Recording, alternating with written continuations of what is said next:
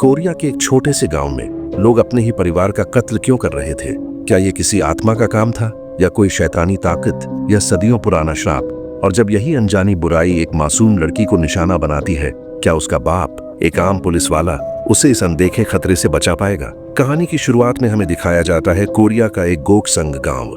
Police officer Dzongu को सुबह सुबह एक मर्डर का न्यूज मिलता है। जब वो वहां जाकर देखता है तो कातिल को पहले ही पकड़ लिया गया था। कातिल के बदन पर अजीब से रैशेज थे और उसे देखकर ऐसा लग रहा था कि जैसे वह होश में ही नहीं है। जब पुलिस क्राइम सीन को अच्छे से देखता है तो डेड बॉडी को बांध कर रखा गया था। वो देखकर पुलिस को पता चलता है कि मर्डर कहीं और हुआ था और जोंगू अपनी टीम को लेकर वहां पहुंच जाता है। और जब वो वहां अंदर जाकर देखता है तो ऐसा लग रहा था जैसे यहाँ किसी ने काला जादू किया हो। और वहां पर एक अजीब सा पौधा होता है। जब वो उसे छूने वाला होता है तभी दूसरा पुलिस ऑफिसर उसे बुला लेता है।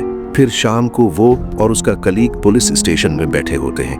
तभी उसका कलीग बताता है कि कुछ दिन पहले एक आदमी जंगल में शिकार कर रहा था। उसका पैर फिसल कर वो नीचे गिर गया। तभी उसने देखा एक जापानी आदमी उसका शिकार कच्चा खा रहा था। तभी वो छुप गया, लेकिन उस जापानी आदमी ने उसे देख लिया। उसने देखा वो इंसान की तरह नहीं लग रहा था, वो एक शैतान की तरह लग रहा था।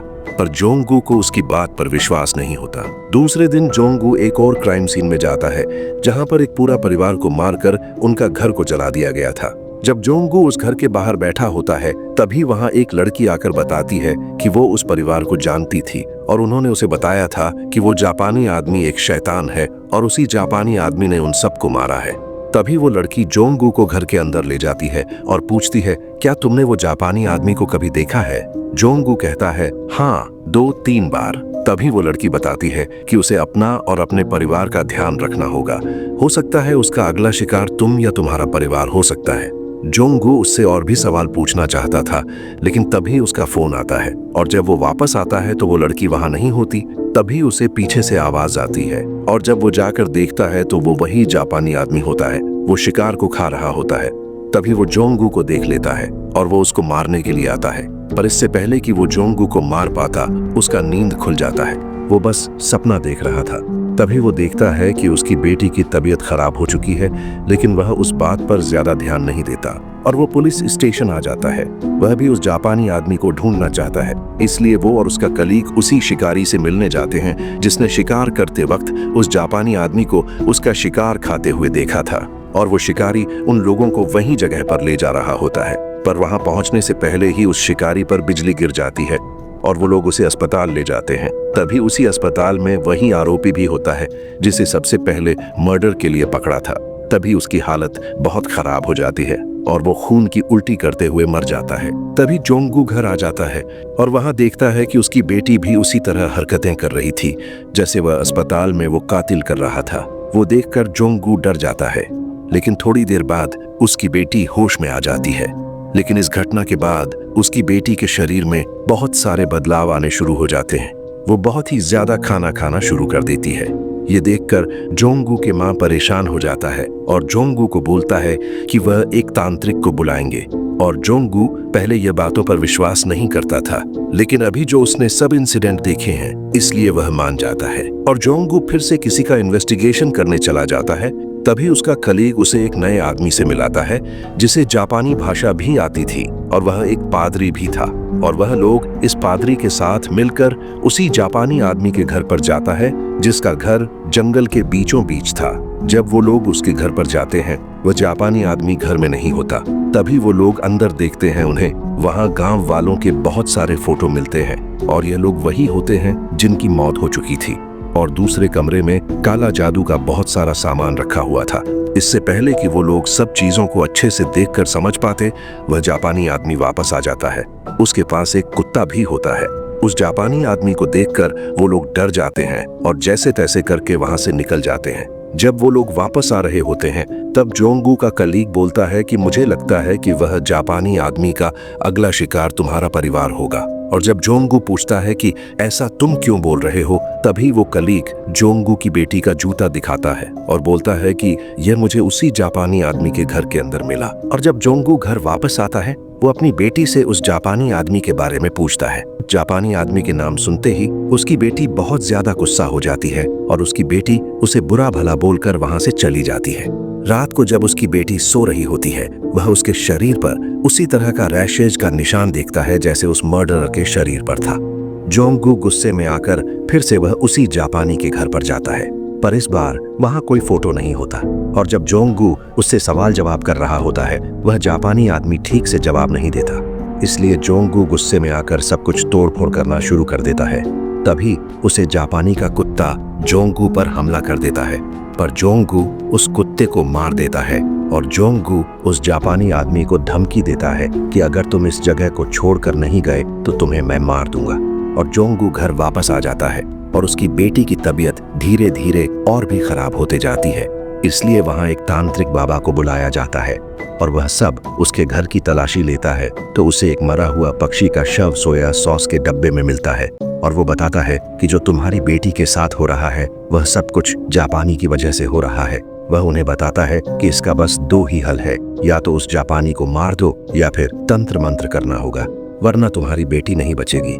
तो जोंगगू उसे तंत्र मंत्र करने की इजाजत दे देता है और जोंगगू के घर पर वो बाबा एक बड़ा ढोल बनाकर वो तंत्र मंत्र शुरू कर देता है और दूसरी तरफ वह जापानी भी खुद अपने घर में ही तंत्र मंत्र शुरू कर देता है।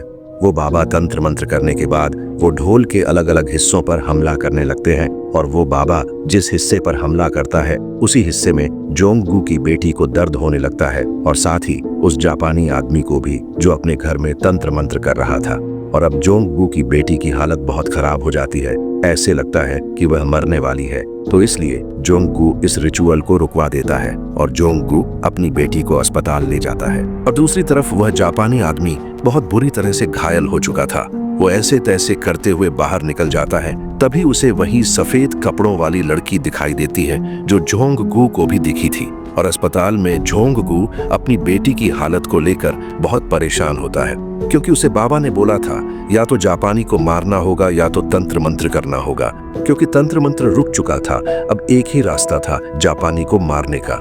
जोंगगू अपने दोस्तों को लेकर वह जापानी को मारने के लिए निकल जाता है, लेकिन वह जापानी आदमी घर पर नहीं होता। उसके घर के पीछे एक अजीब सा आदमी मिलता है, जैसे कि कोई जॉम्बी हो। वह लोग उस जॉम्बी को मारने लगते हैं, लेकिन पादरी उन्हें रोकता है ऐसा मत करो बोलकर। लेकिन तभी उस जॉम्बी को मौका मिल जाता है और वो उस पादरी को काट लेता है और वो लोग ऐसे तैसे करके उस जॉम्बी को मार देते हैं।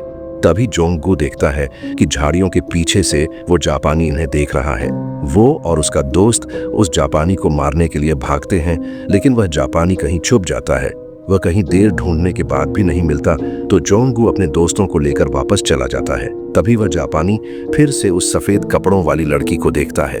वह देखकर वह भागने लगता है, लेकिन वह लड़की उसे पकड़कर मारकर जोंगगू की गाड़ी के ऊपर फेंक देती है और जोंगगू देखता है कि वो मर चुका है और वो सब मिलकर उसे पहाड़ से नीचे फेंक देते हैं। जोंगगू जब घर आता है तो देखता है कि उसकी बेटी ठीक हो चुकी है।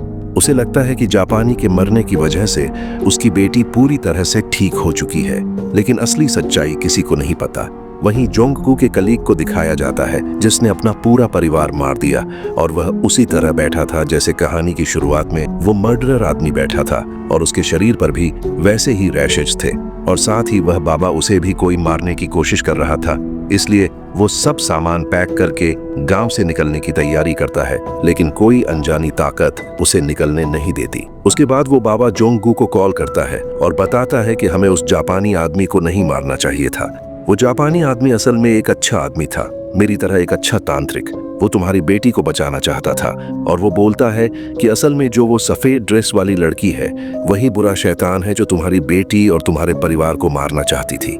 ये सब सुनकर जोंगगू घबरा जाता है और घर वापस जाता है और अपनी बेटी को ढूंढने लगता है, लेकिन वो घर पर नहीं मिलती। और वो जब घर से बाहर ढूंढने बाहर आता है तो फिर से वो वही सफेद ड्रेस वाली लड़की को देखता है और जोंगगू पूछता है कि मेरी बेटी कहाँ है, और वो लड़की बोलती है कि तुम्हारी बेटी अभी भी घर के अंदर ही है।